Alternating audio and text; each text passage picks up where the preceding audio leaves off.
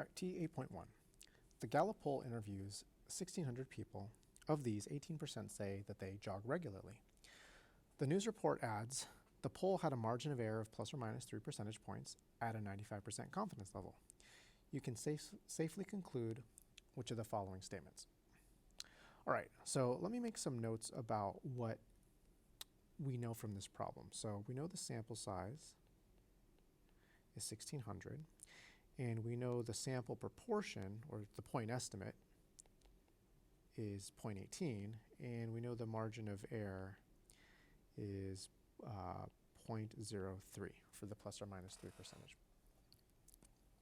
All right, so this question is really asking us, what does it mean to have 95% confidence level? So I want to use this image from our activity where we learned what a confidence level means. Okay. Now, these values don't really pertain to the problem here. Okay. But what I want you to do is I want you to think of the green line as the true value, the thing that we're trying to estimate. And then we could look at this first interval, right? And we can think that the dot there in the center, right, that's a point estimate. So I'm using the 0.18 here, okay? And the margin of error is 0.03, meaning the distance to the left and to the right of that dot is 3 percentage points. Okay. Now this particular interval has captured or hit the target. The next interval hits the true value, captures the true value, but these ones here in red, they miss. They don't capture the true value. Okay. 95% means that in the long run, right, if we take many, many samples and create intervals for each one, then 95% of our intervals will capture the true value. Okay. Now, in this context, what it means is that if this dot captures the true value, then it's less than 3% away from the true value, right? This dot is less than 3% away. This dot is actually more than 3% away. Same thing here, more than 3% away. This one is less than 3%. This one is slightly less than 3%. Okay?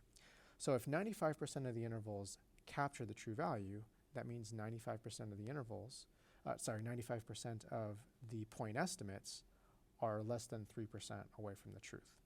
Okay? And 5% of the estimates are more than 3% away from the truth. All right.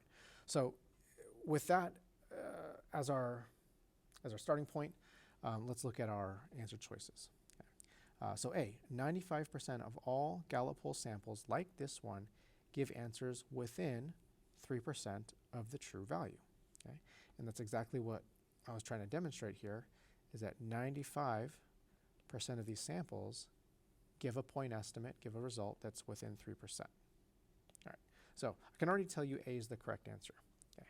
Now, let's go over the remaining choices and figure out what's wrong with them. Okay. So choice B says the percent of the population who jog is certain to be between 15 and 21%. Well, to be certain means to be 100% confident, which we know that's not the case. We're only 95% confident. Okay. Statement C says 95% of the population jog between 15 and 21% of the time. So the percentage isn't telling us the fraction of the population. It's an indication of how confident we are. So yeah, that's just completely the wrong sentence structure. D, we can be 95% confident that the sample proportion is captured by the confidence interval. So we're not trying to capture the sample proportion. We're trying to capture the true value. That's what we're trying to capture with the interval. Okay. E says if Gallup took many samples, 95% of them would find that 18% of the people in the sample jog. Okay. Again, we are not trying to capture 18%. Okay. 18% you can think of as the dot of just one interval, but this other sample might have 21%. This one might be 24%. This one might be 20%. So 18 is just the point estimate from one particular sample. And that's not what we're trying to find or capture. We're trying to capture the true value, which we don't know what that is.